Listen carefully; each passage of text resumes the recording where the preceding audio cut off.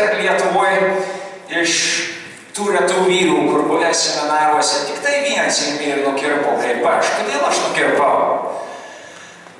Nes čia tik skuduras, kuris smaugia ypatingai vyrų kraują nuo širdies, galvą nuo širdies, kraujo cirkuliaciją užkerta. Kadaise buvo reikalingas dalykas. Ar žinot, kas šlipso istorija? Prieš porą tūkstančių metų Romos imperijos laikai kareiviai Romos imperijos, žinot, kur buvo Romos imperija? Pietuos, Italijoje pagrindas. Karšta. Prakaitą. Plius žengėm per upeliuką, šalia ežerėlio, pajūry. Ir palikdavo ant kaklo, atvėsti. Dingo. Nežinia, kuris turėjo jisai palaidotas po to, kol neatsirado po 1500 metų, atžygiuoja į Prancūziją.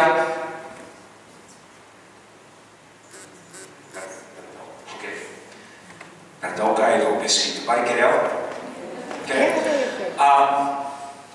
Tai dingo tie šlipsai 1500 metų, tol kol atžygiuoja Horvatų kariuomenė. Man atrodo, čia buvo Austrų-Vengrų imperijos dalis, tada Horvatija į Prancūziją. Ir žinot, kokie madų karaliai prancūzai. Ir pamato ant tų kareivių šlipsukus. Prancūzai pakvaišta, tuo jau bitutės visokiausios, mazgelių įvairovė. Peržengia tas šlipsas per Lamanšą. Britai dar daugiau pakvaišta, tuo jau vienas karalius pradėjo reikalauti, kad visi jo darbuotojai ponai nešiotų šlipsus. Ir bjauriausias šlipso pasireiškimas likęs pasaulyje pas Britus. Ar žinot, kur daugiausia pasirodo? Kur skatina tą, ką aš dabar šiandien kalbėsiu apie konkurenciją. Bernų gimnazijose. Pažiūrėk, į mano šlipsą, į katrą mokyklą aš einu, o tai tą menką eini. Jie tuojau jau save sluoksniuojasi, viens prieš kitą, katras geresnis kieno akyse.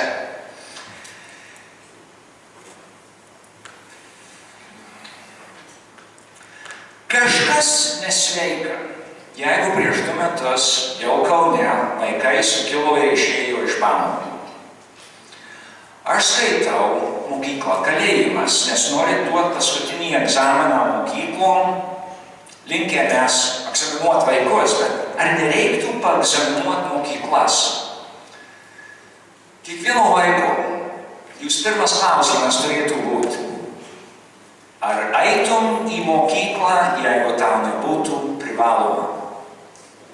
Jeigu nesurandam savoje vaikučių mokyklų, tą mokyklą kuo greičiau uždaryti ir kažką naujo jau vietoje mėginti įkurti. Jeigu užtektinai vaikų nėra pasirinkant tą mokytoją kažkada, tegul jis eina gatvę šluoti. Aš jau pradėjęs, jau radau darbuotojus to vadinamo švietimo ministerijoje, kurie pritarė, pasijuokė pirmai, pritarė, sako, jo Vytai, tikrai. Aš kaip pavadinu švietimo ministeriją, tempimo ministeriją. Jau 2 darbuotojai tos ministerijos man sakė, jo Vytai, čia tikrai tempimo ministerija.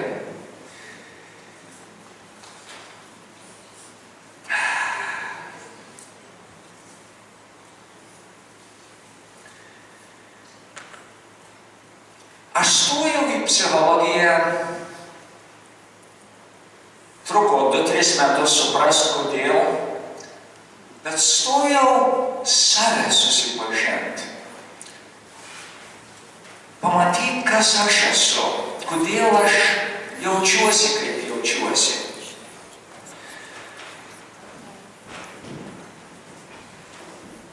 Didžiuma tą nei nesugeba, kad jiem reikia padaryti, kad jiem reikia susipažinti su savimi.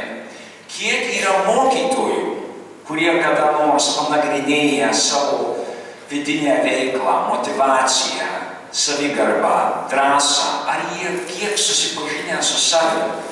Ir mes skiriam šituos žmonės padėti vaikam susitaikyti su gyvenimo didžiuliais klausimais.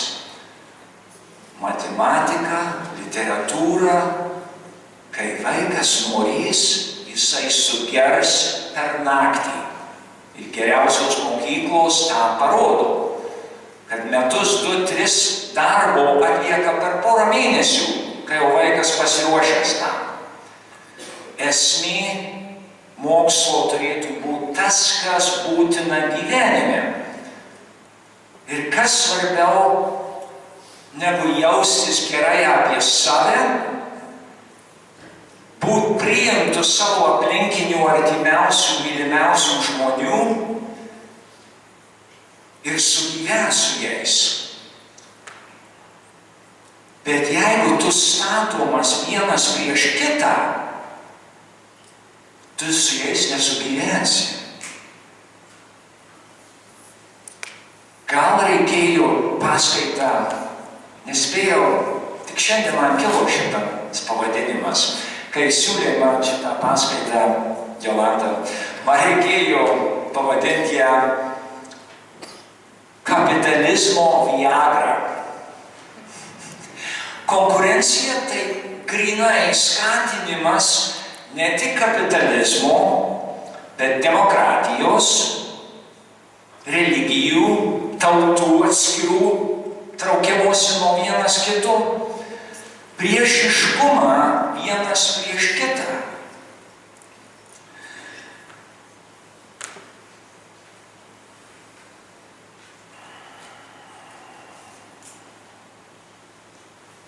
Aš ėmęs visokiausių rizikų gyvenime. Ir netipiškai pasireiškęs. Ką aš išmokęs iš to?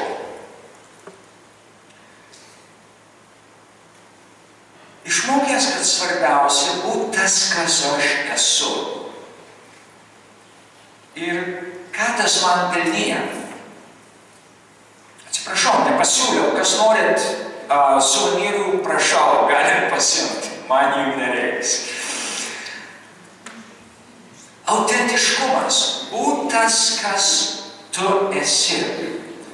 Su vaiku užrišti ryšį, būnant kažkokią laumį, nesukursi gerus santykius. O tyrimai jau seniai rodo, kad nesvarbu, kokią metodiką mokytojas naudoja, jeigu jis turi gerą ryšį, pasitikėjimą su vaiku, vaikas išmoks ir norės mokytis.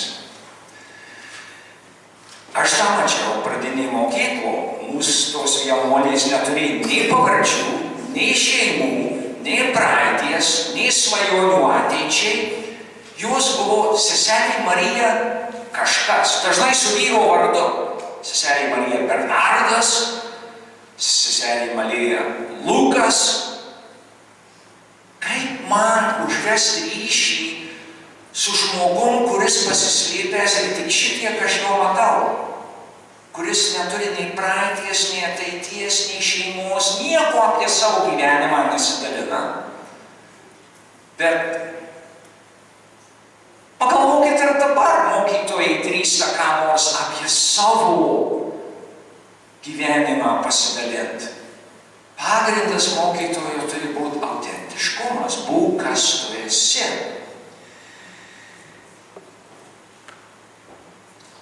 Sakiau, aš pradėjau psichologiją, išaiškėjau 2-3 mete, kad susipažinti su savimi. Didžiuma mano psichoterapijos klientų arba studentai stresuojantys, dar nebaigiantys, nesugeba, jau nori mest tą magistrantūrą ar ką jie ten baigia, nes jiem jau tas stresas juos per kraštą nuvarys. Jau jie bijo, kad jie atsidurs ligoninėje ar kažkur nuo streso. Ir gerokai mano klientų, psichologai ir socdarbuotojai. Kodėl? Už tai, kad jie nieko neparuošiami darbui. Jie ateina pas mane ir sako, Vytai, atėjau pirmą dieną į darbą, nežinau, ką daryti su tuo pacientu, su tai grupė vaikų. Aš sakau, būk, kas tu esi. Bet jis sako, aš dar nežinau, kas aš esu. Jis sakau, gerai, tau prigrūdo visokiausios teorijos universitete, magistrantūroje, iškaravo jinai, nes neturėjai kur pritaikyti, prie gyvenimo nebuvo jokios realybės. Dabar dalyvauk terapijo, eik į grupės, eik į seminarus, kur tau nedėstys PowerPoint prezentacijų, bet gausi išmėgint save. Arba keliauk, važiuok, patirk. Tada pradėsi suprast, kas pats esi. Tas save susipažinimas labai svarbu, nes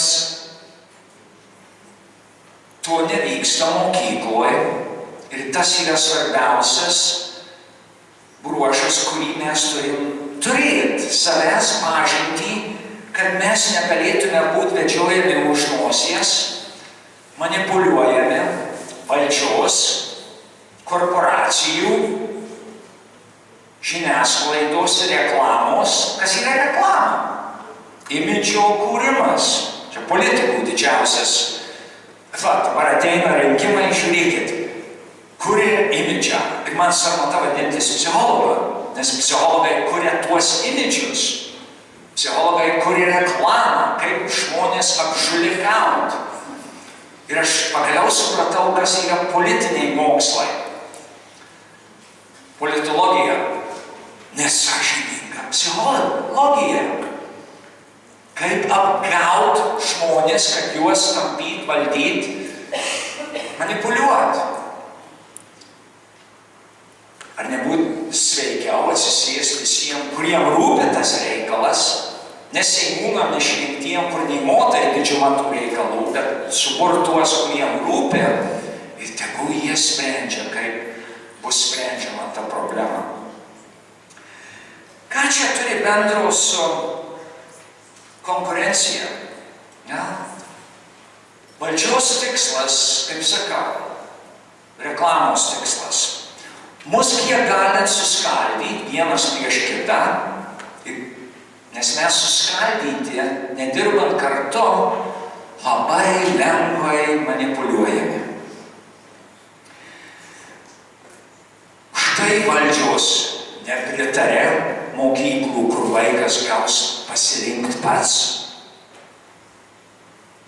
Nes jie nenori pilnavertiškai mąstančių, svarstančių žmonių, piliečių.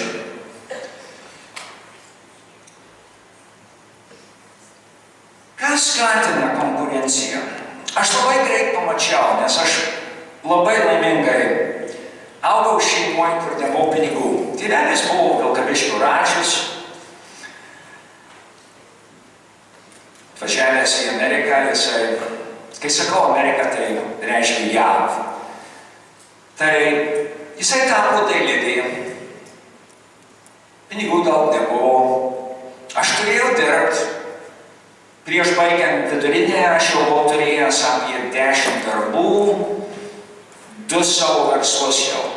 O prieš baigiant bakalaurą jau apie 200.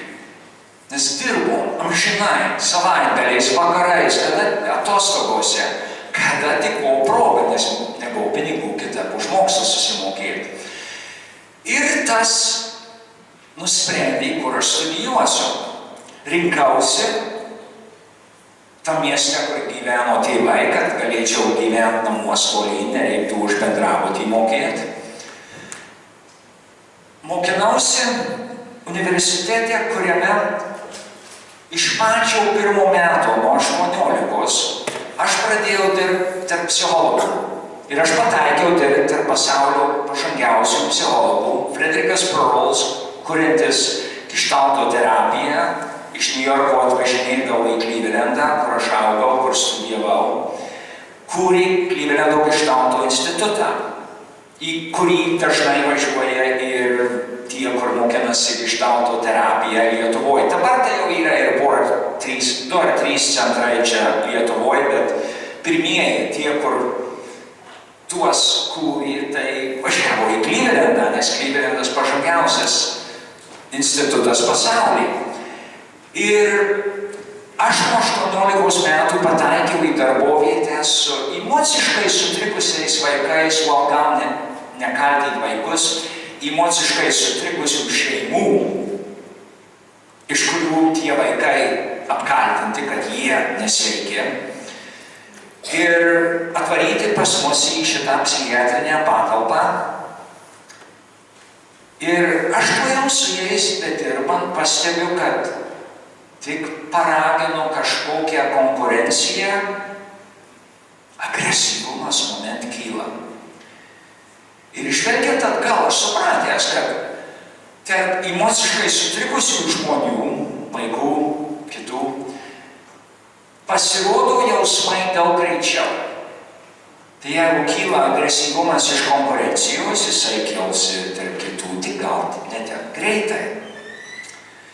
Aš buvau baisiai konkurencingas jaunuolis, bėgikas, kamuolį mėčiau ir panašiai. Tai aš mačiau ir iš savo patirties, bet svarbiausia buvo, kaip pamačiau, ką tas darė vaikam. Ir aš skubinau ieškoti metodikų, kaip tą pašalinti. Bet dar viskai pakalbėsiu daugiau apie kaip skatinama konkurencija. Mokytojai, pavyzdžiui, kiek mokytojai skatina konkurencijos? Ir galima sakyti, kiek skatina patyčių. Ir patys mokytojai didžiausi kaltininkai patyčių klausimo su vaikais. Nes jie tą, kuris žino atsakymą, parenka ir pagiria, jaunukai gerai žinai. O tas, kur niekad nežino, sėdi tolimam kampe, jis slepiasi, kad mokytojas jį niekad nekviestų atsakyti, nes jis bus susarmatintas. Nemokė. Ir kiti vaikai iššalpysis, jis nemoka, nežino. Pažymiai. Visi žino, kas gavo kokį pažymį ir tas, kur gavo žemiausius, smerkiamas, išjuokinamas, dundopkas ir panašiai. Tie, kur gavo geriausius, jie žino ir visi žino, kad jie gavo. Bet ar jiemgi reikia tos šlovės ir pagarbos ir tų premijų? Jie ras gyvenime, kaip pasiekti viršūnę vis vien. Mums reikia rūpytis apie tuos šimtus, tuos tūkstančius, tuos milijonus tų, kurie ant dugno palikti. Pamiršti, nes jie mums kels daugiausia bėdos. Kalėjimuose, psichiatrinėse ligoninėse, bedarbiais biržuose. Jie nesugebės. O mes kreipiam dėmesį, kad viens iš 100 pasiektų kažkokį finalą. Atsišilbavęs protas, grinai skatint konkuravimą dėl pinigų. Aš turėjęs verslų, aš žinau, ką padarė man, kai aš tapau verslininkas. Aš tuojau pradėjau žiūrėti, kur galiu nukirsti vieną kampą, kitą kampą, visgi nesąžiningai ten, visgi pusiau pameluoti ten. Konkurencija grinai skatina nesąžiningumą. Pažiūrėkit sporto arenoje, aikštėje. Ar kada pasaulio istorijoje įvykęs nuotykis, kad sportininkas pastumęs priešo žaidėją už rankogalio pasvertų teisėją ir sakytų, ponas teisėjo, skirkit man baudą, nes aš tik ką pastūmiau priešininką. Ar toks nuotykis, kada buvęs pasaulyje, aš nemanau. Slepia, varo kūnė. O dabar, kai krepšiai lošia, tai aš bijočiau, nes nieko panašaus, kai lošiai prieš 40-50 metų, nebuvo toks žiaurumas, bjaurumas, kaip aš dabar matau sporto aikštėse.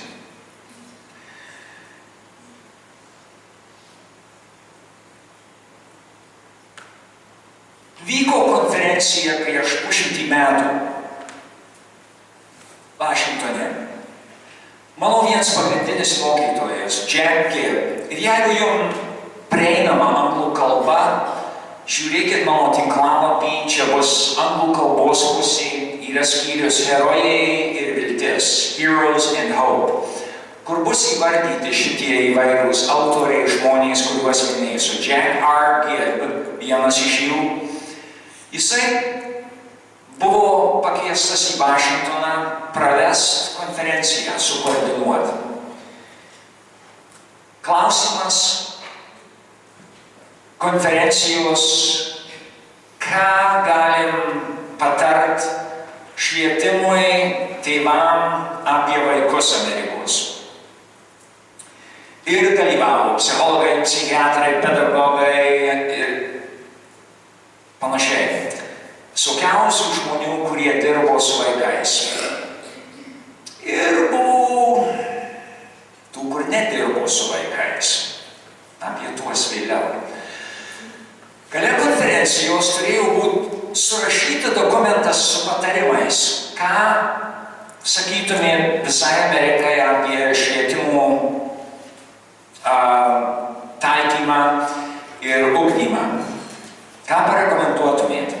Ir kiekvienas žmogus, kuris dirbo tiesiogiai su vaikais, ar tai būtų psichologas, pedagogas, socdarbuotojas, 100% kiekvienas iš jų pritarė, kad ragint mažinimą konkurencijos tarp vaikų, sporte, bet kur, ypač jaunesniem vaikam. Nes juos stato vienas prieš kitą, dažnai nesugrąžinamai į bendravimo būseną. Deja, tas pasiūlymas netapo paskutiniam dokumente, nes į tą konferenciją kažkas prikvietė daugiau, gaunantys savo pajamas pelną iš tos sportinės aprangos, kurie visiškai psichologijos, vaikų neturėjo jokio pažinimo, jie tik turėjo pelno skatinimą, gobšumą, parduot kamuolių, uniformų, batų ir panašiai. Ir nesisekė įvest tą pasiūlymą, kad panaikinti. Čia būtų prieš 100 metų, aš manau, Amerika būtų visiškai kitokio padėti dabar. Jie dabar jau pasiruošė viens kitam kaklą pjauti. Ten baisu, kas man darosi. Aš į Ameriką daugiau neplanuoju važiuoti. Aš ten negimiau, bet augau, daug metų gyvenau, 100 metų gyvenau. Bet man baisu ir visi ginkluoti. Konkurencija viršūnė. Šaudosi. Alfie Kohn, irgi paminėtas tam tinklalapį mano. Prieš panašiai 20 metų žurnalistas peržiūrėjo visai kitų laikų psichologinę literatūrą, sociologinę, psichologinę, kur derino konkurenciją su bendravimo, kolaboravimo. Katras efektyviau. Jisai rado 40 keletą tyrimų, tik tai 4 ar 5 iš jų rado teigiamą efektą konkurencijai. Ir kas labai įdomu apie tuos 4 ar 5 teigiamus rezultatus, tai kad jie buvo trumpalaikiški ir tuoj nusisuko efektas į neigiamą pusę. Kitais žodžiais, niekada nebuvę įrodymo, kad konkurencija gerą ilgalaikišką efektą turi. Norit ginčytis vyrai, aš neatvažiavęs 10 000 kilometrų ginčytis. Skaitykit tą literatūrą ir raskit man nors vieną įrodymą, kad konkurencija kada kam nors ilgalaikį gerą padarė apart tam gobšuoliui, kuris pasiėmęs tą paėmę.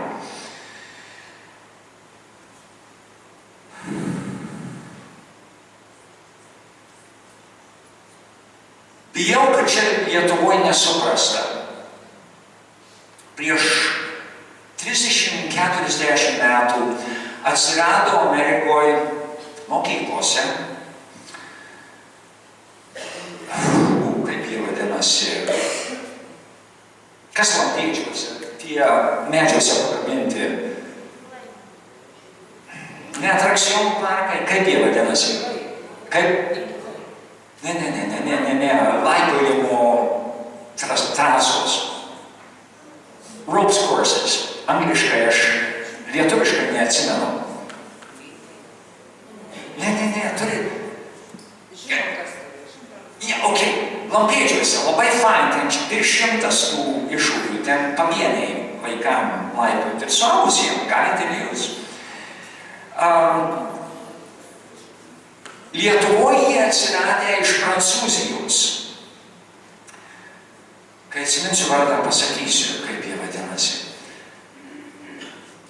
Bet man ta istorija iš Prancūzijos nežinoma, ką prancūzai su jais darė. Amerikoje, JAV, jie atsirado už tai, kad jau kelet pedagogų vienur kitur, tikriausiai tais laikais, kai aš augau. Va, matot mano marškinės, čia nuo hipių laikų.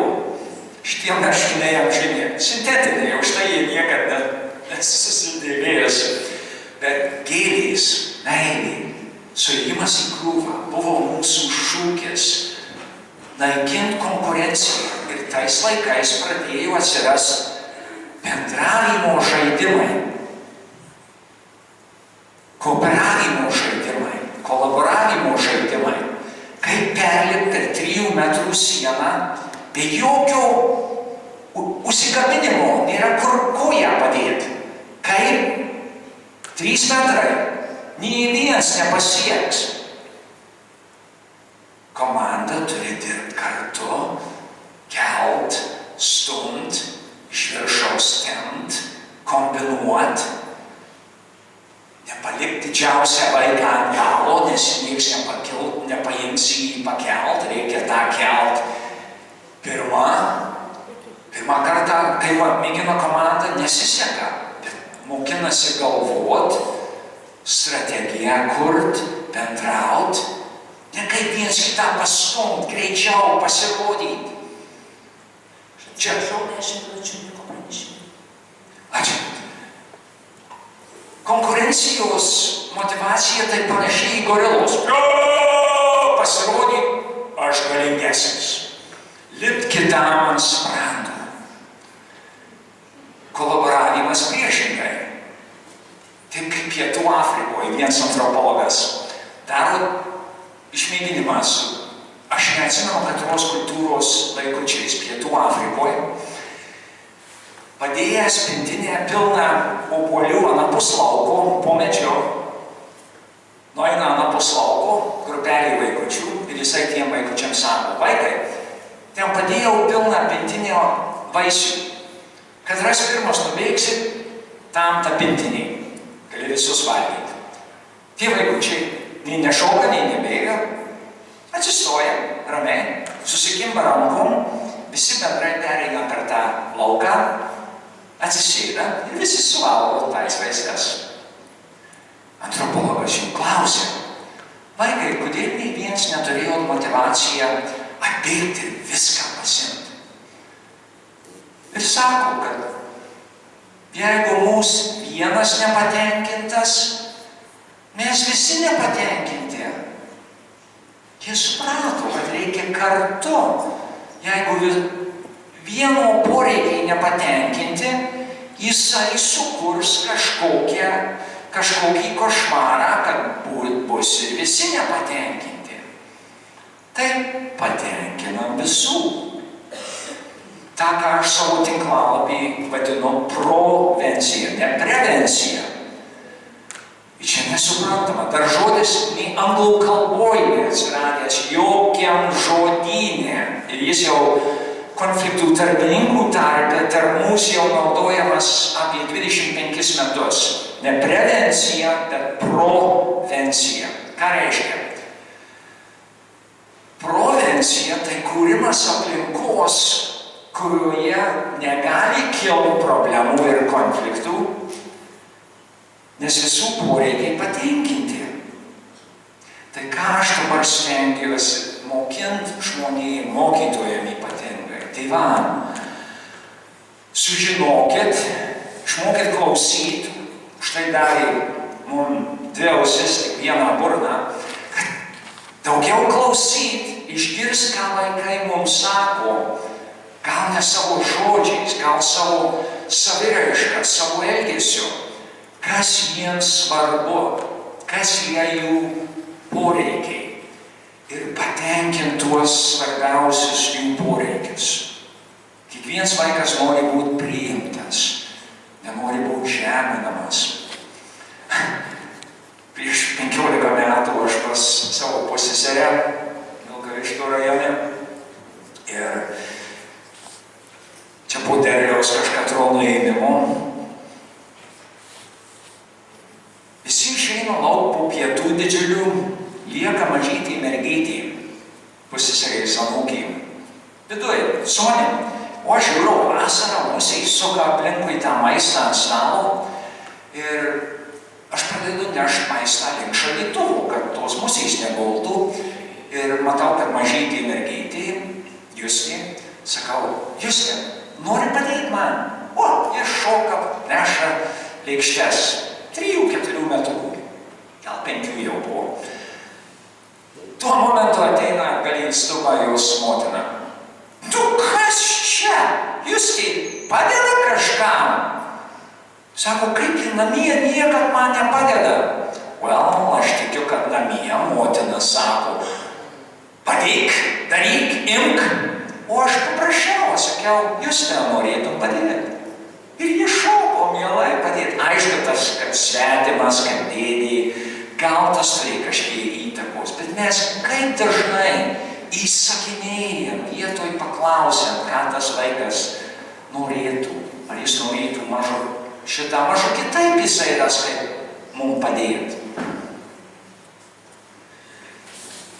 Iš jaunystės mes skatiname link vieno arba kito. Vyrai, vaikai turėjo išmokti, kaip mamutus medžioti. Mes tą ietį, tą strėlę šaut. Mergaitės, ką jūs išmokot? Su lėle, susitaikyt. Tu būsi vaikutis, kūdikis, aš būsiu mama, užjaus vienas kitą. O bernai, pažiūrėkit gatvėse. Šitų pačių laisvės alėjų, kaip berniukai tarpusavį bendrauja. Spardosi dabar su tais rytiniais menais kovos. Ten ta filosofija jų seniai išgaravus, likę grinai kovos menas, be jokios tos rytietiškos filosofijos suvokimo, kad geriausia pasitraukt. Man patikės iš tų menų aikido, kur visas tikslas yra pasitraukt.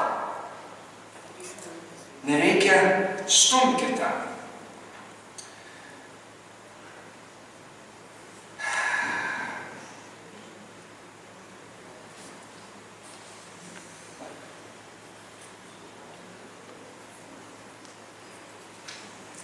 Gerai.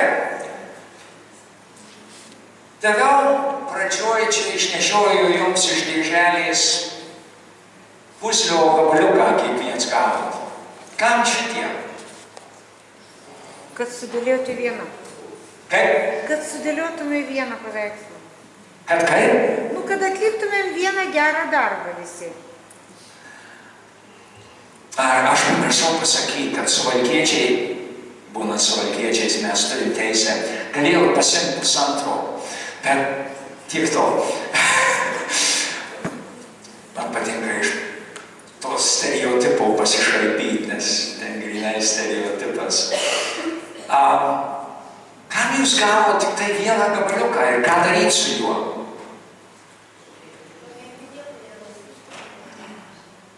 Norit kažką atlikti vertingo, sudėti tą pilną paveikslą, jūs turit susiburt.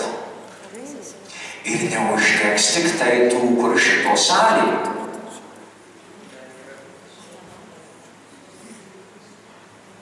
Nes čia dalis dar jų yra. Ir kai kurie likę Marijampolėje, kituose rajonuose, turi dirbti kartu, ne vieni prieš kitą. Ir labai tinkamai, tik šiandien pastebėjau, pagaliau jau šitą turiu porą metų, kad Big Benas laikrodis, kaip tinkamai, jau laikas mums pradėti burtis ir kartu. Jūs pasilikit tą dalelę, pagalvokit, ką jinai reiškia, ką jinai simbolizuoja, kad laikas mums pradėti kažkaip sueiti į krūvą, atstatyti to žodžio kolaboravimas gerą prasmę. Nes kolaborantas buvo žmogus, kuris dirbo bendrai su kitais, tik tai jisai buvo mūsų priešas, tai mes ir tą žodį pasmerkėm. Kolaborantai, tie, kur su priešu. O iš jų pusės žiūrint, tas, kuris man padėjo, jisai buvo kolaborantas, dabar mums reikia tapti viens kitiem kolaborantais, mokintis ir mokint vaikam tuos žaidimus, kurie neskatina viens prieš kitą, bet komandai susiburt, apsvarstyti, apgalvot. Aš mėginęs tą daryti jau nuo 94 Lietuvoje, bet kiek matau rezultatus, tai čia į priešingą pusę. Kaip sakau, vieną mešką, vieną velnę išvaryti į vieną kryptį, bet dar aršesnį konkurentą pasikvietėt. Ačiū, pagalvokit, ką sakiau. Iki.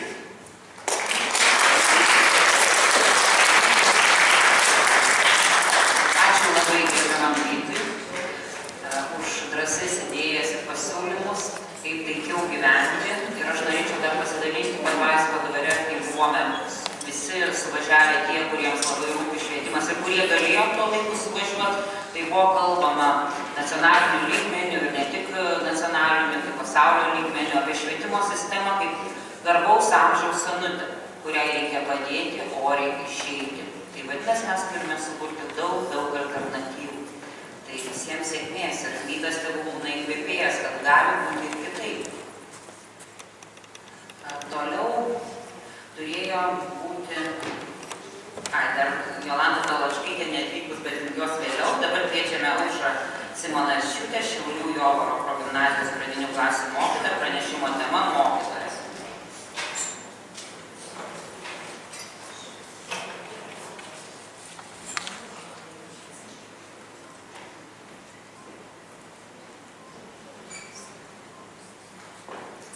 Labas vakaras.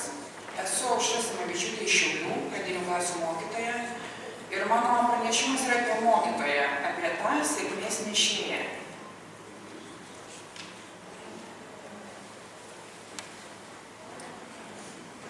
Ar galėtumėm truputį kitaip paklausti, kokia visuomenė neša sėkmę mokyklai? Ko gero visiems mokytojams labai norėtųsi iš to paklausti. Ar galima dėti lygybės ženklą tarp visuomenės ir mokyklos? Iš tikrųjų, su mokykla esam susiję, yra susijusi visa visuomenė. Visi kažkada buvo mokiniai. Dabar yra galbūt savo vaikų tėvai ir taip susiję, seneliai susiję per savo anūkus. Yra daugybė dirbančių žmonių šitoje švietimo sistemoje. Ar vis dėlto mokykla tai yra truputį mažesnė dalis nei visuomenė? Ar galima kelti šitą klausimą?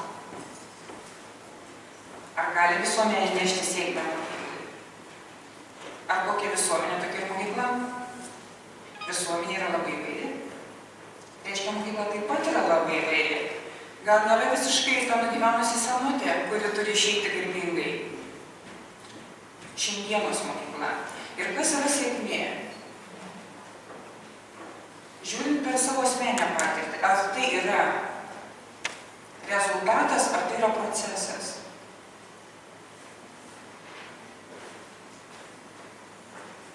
Ar prisimenat kažkokių situacijų, kai patyrėt sėkmę? Ir tai buvo svarbesnis procesas, ar tai buvo tas rezultatas, kuris atnešė sėkmę? Gal norit kas pasidalinti? Aš kažkaip prisiminiau, kai aš išmokau skaityti labai seniai, kažkada prieš 100 metų, tai man va tas pasididžiavimo tą jausmą aš dabar prisimenu, kad aš galiu perskaityti bet kurią knygą. Bet pats procesas, kol mokiausi, tai buvo kažkoks sėdėjimas, bet nieko ypatingo. Tai šiuo atveju man sėkmė yra rezultatas. Prieš kelias savaitės ruošiau vieną mergaitę šventį tiesiog deklamuoti eilėraštį. Vytės Nemunėlio Girių giesmininkai. Ir nuėjome į vieną šiaulių mokyklą ir pasirodo, kad ten skyrė vietas. Tai šitos šventės metu negalima buvo dalyvauti mokytoje. Mokytoja ten gėrė kavą, po to supratau, kad tiesiog, kad nebūtų vados ar konkurencijos, ar dar kažko tarp mokytojų, kam kitos vietos skirtos. Ir mano mergaitė užėmė pirmą vietą. Tai man šitoj situacijai sėkmė buvo pats procesas, kai mes ruošiamės. Kai galvojam, koks bus judesys, kai deklamuosi, kaip stovėsi. Ir ta pirma vieta tai nieko iš tikrųjų nereiškia. Ar galite iš savo patirties prisiminti kažkokių situacijų? Ar galim sakyti, kad sėkmė yra gali būti rezultatas ir pats procesas? Kai tu esi laimingas, kažką darydamas. Turbūt taip.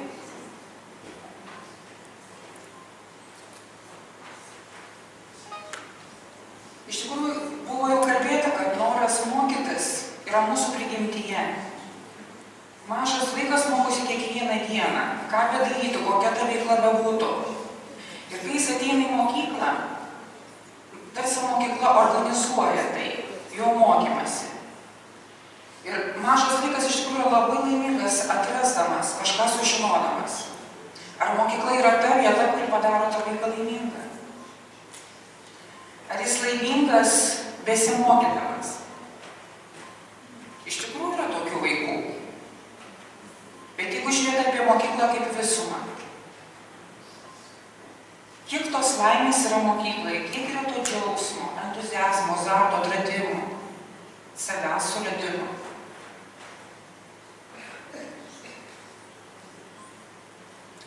Kai aš galvoju apie save, aš buvau gera mokinė ir aktyvistė, turėjau labai daug energijos, bet aš tikrai nebuvau laiminga. Negaliu pasakyti, kad mokykla padarė mane laimingą. Ji man galbūt davė veiklos.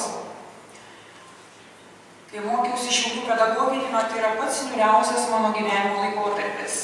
Tikrai nebuvau ten laiminga. Ir va tas toks momentas, kai labai nori mokytis, kai nori sužinoti, gal atėjo po 20 metų. Noras tyrinėti tą gyvenimą ir sužinoti, kas esi. Suprasti situacijas, kurios vyksta gyvenime, daryti išvadas. Noras tobulėti. Ir tas noras buvo toks didelis, svarbesnis turbūt už bet ką mano gyvenime. Tas noras buvo toks stiprus, tai buvo svarbiau negu būti mokytoja.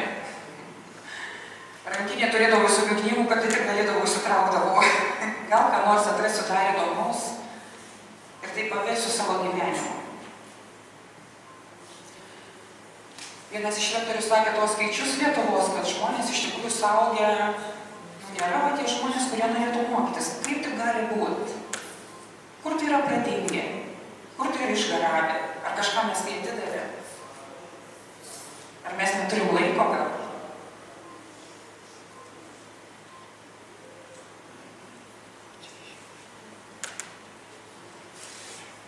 Jeigu paklausčiau, tai kokia kita mokykla neša sėkmę visuomeniai? Širdį mes visi turim atsakymą. Argi ne? Argi nežinom? Na, padėkit man susakyti, kokia ta mokykla augina tokius vaikus, kurie gali atnešti sėkmę visuomeniai ir patys yra kaip sėkmė. Kokia tai būtų? Ar pavargot? Na, sakysim, atrandantis save, savo gebėjimus, savo talentus. Jurgita dalinosi labai gražiai apie savo vaikus. Pasitikinčius žmonės, galinčius už save pastovėti. Kokie dar būtų tie vaikai, kur mes iš tikrųjų žinom visi širdį? nuo ryto lig vakaro išdykauja ir šypsosi. Tokie vaikai neša sėkmę visuomeniai, kas žino. Gal jie tiesiog neatrado įdomios veiklos, bet išdykauti irgi yra gerai. Dėl to jie yra vaikai. Bet jie laimingi. O kur laimingi? Ten Taip, laimingi ir mylintis. Na, dar padėkit man.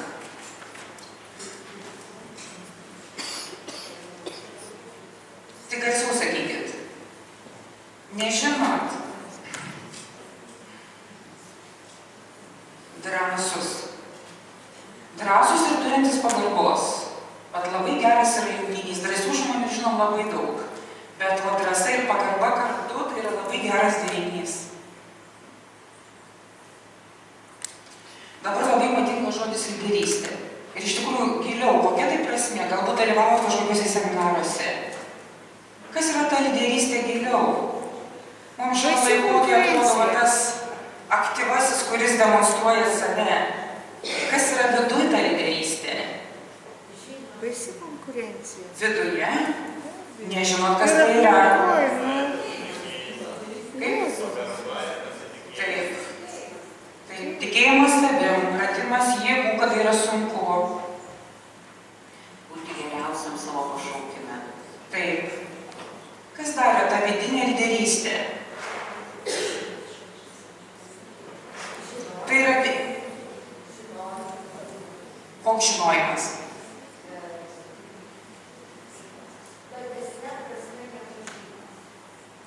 Na, galima tai pasakyti. Ir kai kalbam apie mokyklą, kurie suteikia tiek žinias, tai ir sakom, kad yra mirusi mokykla. Vaikai suprantam, kad reikia žymiai daugiau. Šitoje vietoje gal tiktų toks pavyzdys, kai buvo projekto metu susitikę amerikiečiai ir Latvijos vyresnių klasių mokiniai fizikai. Ir mūsų tie Latvijai iš tikrųjų po to išaiškėjo, kad tai yra žymiai protingesni. Jie, amerikiečiai, negali prilygti, bet jie nemoka pastovėti už save, jie neturi to laisvumo. Ir amerikiečiai tarsi pirmauja, bet eina laikas ir išaiškėja, kad tie mūsų vaikam, tų Latvijos vaikam nėra lygių žiniose, bet jiem trūksta kažko kito.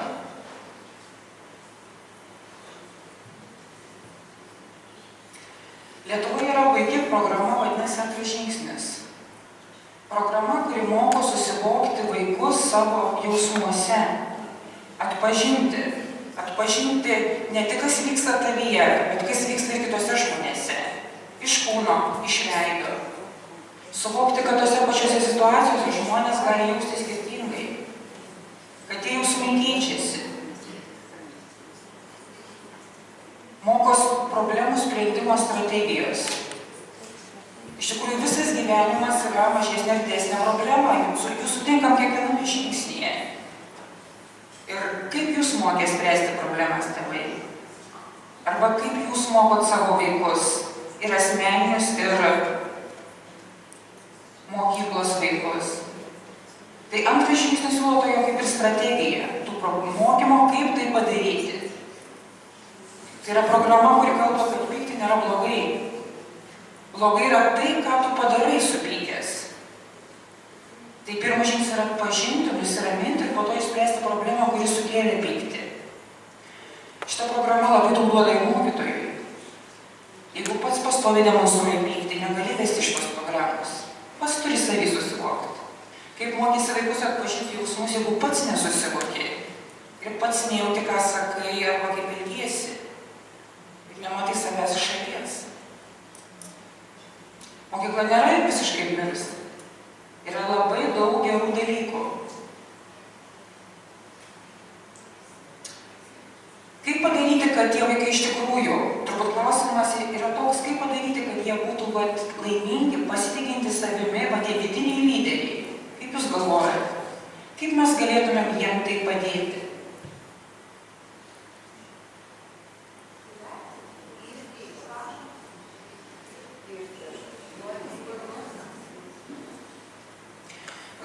buvo geras Jurgitos pavyzdys. Jis sako, aš pati taip gyvenu. Todėl mano vaikai yra talentingi, mano asmeniniai vaikai, nes aš pati taip gyvenu. Tai ko gero sprendimas ir būtų mokytojui pačiam labiau susivokti savį, atrasti laiko, būti laiminga.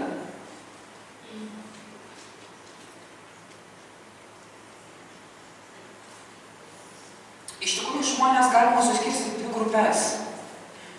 Reaktyvius ir proaktyvius. Tai tie reaktyvūs tai yra linkę laukti. Gal ne šiandien. Šiandien esu pavargęs, neturiu laiko. Gal nereikia šito. Gal kaip nors savaime įsispręs tą situaciją, problemą. Gal šito dar nedarysiu. Gal man reikia kompanijos, kažkaip kaip aš atrodysiu. Dažnai tokie žmonės linkia ir fatalizmą. Tikriausiai šiandien bloga diena. Gal kažkoks blogas ženklas. Šiandien nesiseks. Nieko nedarysiu. Tai žmonės, kurie vengia ir atsakomybės. Kada klausi žmonių, už ką gyvenime atsakai, ar esat savo susidėlioję tokius taškus? Už ką aš atsakau? Dažniausiai tai yra, kas man priklauso. Žmonės sako, tai, kas man priklauso, už tai aš ir atsakau. Bet kai pradedi galvoti, kasgi man priklauso, tai esu aš pats. Taip, mano mintis, emocijos, visi tie jausmai, mano elgesys, mano šeima. Kas dar man priklauso? Atžalas. Garsiau. Atžalas priklauso. Taip, tai mano šeima. Ar mano mokytojam priklauso mūsų mokyklos? Be abejo, ten, kur dirbi, ten dirbi. Aš esu pradinio klasių mokytoja, turiu savo klasę. Argi aš už ją nesakau? Taip. Ar aš atsakau už visą švietimo sistemą? Ne. Ne? Už visą tikrai. Bet taip, kaip aš elgiuosi šitoje švietimo sistemą, aš atsakau. Kažkada buvo tokios diskusijos, kad mokykla yra mirusi. Pranešimų girdėjau, ir galvojau, aš tai tikrai nemirusi šitoje švietimo sistemai. Ką nori gali sakyti, bet aš galiu įrodyti, kad aš esu nemirusi. Ir po to išgirdau tikslesnį tą paaiškinimą, kokia prasme mirusi mokykla. Tai, kad mes esame atitolę nuo savo esmės, kasgi mes iš tikrųjų esame. Ar mes atsakom už Lietuvą? Ar atsakom? Taip. Iš dalies taip. Taip. Labai už daug atsakom. Iš kur tas Seimas atsirado? Taigi mes juos išrenkam. Kas prišiukština tos mūsų miestus arba mūsų kiemus? Tai mes patys.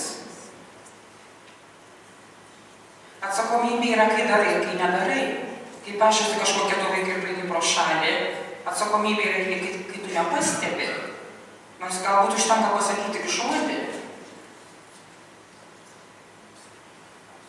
Ar atsakom už pasaulį? Žiūrim, kokia prasme pažiūrėsi. Taip? Ar atsakom už Europą? Kada nuvažiuoji kažkokią egzotinę šalį ir pamatai kažkokią